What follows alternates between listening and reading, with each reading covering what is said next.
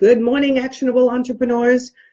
I'm Nancy Ganzikoffer. For the new people in the group, I'm the owner of this group. I wanted to come on this morning and talk about having a business plan.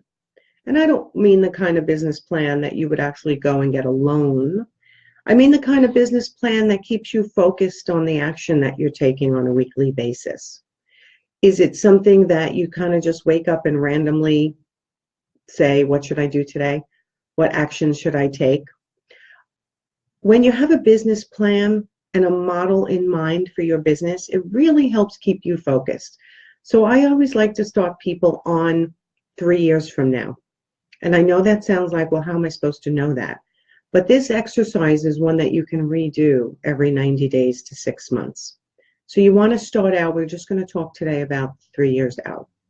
So imagine you're sitting at your desk 3 years from now, and what is your life like? What is your business like? You want to ask yourself questions like, what is my gross income right now, and what is my net income? Dream big. Without having a vision for the future of your business and for your life, it's just so easy not to move forward, not to have a goal. And again, this is a business plan that's not meant to go to the bank with and get a loan. This is the kind of business plan and life plan for yourself to keep yourself moving in the right direction every day. So financially, 3 years from now, you're sitting here. What do your finances look like? Have you paid off loans? Have you bought a house? Did you buy a second house? What is your gross income? And what is your net income? And I want you to dream big. What does your personal finances look like, and what do your business finances look like? That's kind of the first question you ask yourself. So you're sitting here 3 years from now. What are your goals? The second question I like everyone to answer is, what is your incentive to focus on building this business? And I don't want the answer to be just money, right? I want the answer to be the passion behind why you do what you do, right? So I coach creative entrepreneurs. It's not always about the money, and rarely is it just about the money. That's why I like to coach creative entrepreneurs, because there's a passion behind, there's a heart-centered reason why you do what you do. You love your job, you love the creative side of it. You have the desire to help many people, design many spaces if you're an interior designer. If you're a coach or a web designer, you have this desire to create and build and make other people happy and help their businesses grow or help their lives grow. So the first question is related to finances. For 3 years from now, you're sitting. And what's your reason for working with such focus and such drive to grow your business? So those are the two questions I'm going to leave with you today. 3 years from now, you're sitting at your desk. And what are you making? What's your gross income? And then after expenses, what's your net income? Imagine, think big. And then the second question is, why do you do what you do? What is the reason? And don't make it financial. This is the part where I want you to get to the passion of why you do what you do. What do you love about it? And I have a feeling for a lot of you, it just makes time go so fast because you're in your zone of genius. You just love what you're doing. When I have back-to-back clients in a day, hi Liza, when I have back-to-back clients all day, the day goes so fast and I love it. I have to put my glasses on, Liza, otherwise I can't read what you wrote. Excellent, excellent. So I'm going to make this month kind of dedicated to creating a business plan for everyone and go through the types of questions that you should be asking yourself as you create it. So right now, I like to start 3 years from now. Imagine what your life is like, and then really get to the passion. And I want you to write, just write. Just do a complete brain dump of what are the reasons why you're working. What does it do for your life? What does it do for your energy? What does it do for your creativity?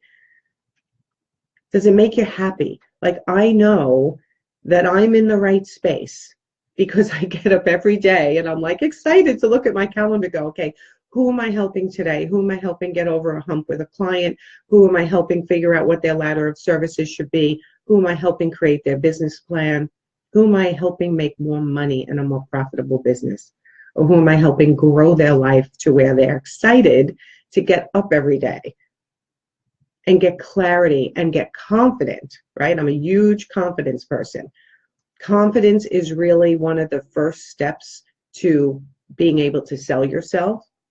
So sales is one of my forte. If you don't have the clarity and in all your systems and your process and in yourself and your pricing and who your ideal client is and in your messaging, that confidence doesn't always come through.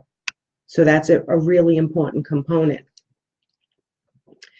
I can share my Excel file with anyone that needs one. That's fabulous. Thank you, Liza. See, and that's another thing. I love that, Liza. Thank you. You know, the sharing, and this is why I formed this group, the sharing of everyone's enthusiasm, expertise, their little tricks of how they've done it can resonate with someone else, right? The way I do something may resonate with a lot of people. The way you do something may resonate with a lot of people.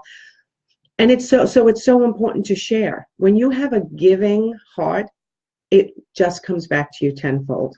100% of the time. I'm always in giving mode. I want to give information. I want to help people.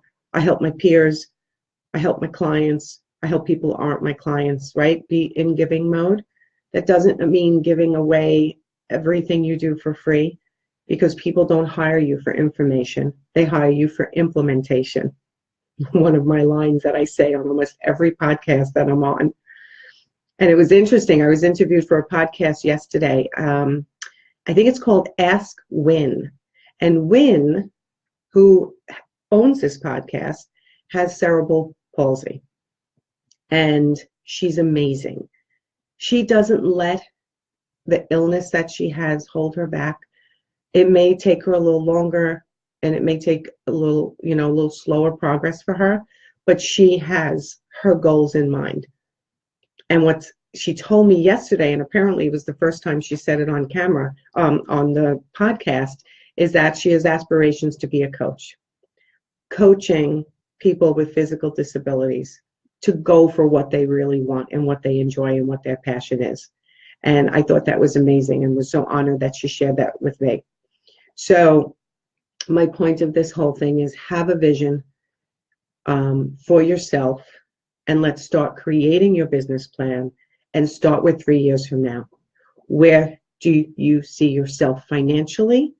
And then why do you do what you do? There's more questions in this 3-year category. I'll go over more tomorrow. If you're struggling still to get your business plan laid out and to figure out what your next steps are, I'll put a link in the comments on how you, if you're the first time client of mine or you've never spoken to me before, how you can get on my calendar for reduced cost strategy call. I'm here to help. I hope you guys have a great day. And Liza, thank you for sharing your spreadsheet. And I will talk to you guys later. So take action today. Start creating your business plan if you haven't done so yet, or fill in a couple more categories. And tomorrow I'll go over more questions that you can ask yourself in order to gain that vision. All right. Bye, guys.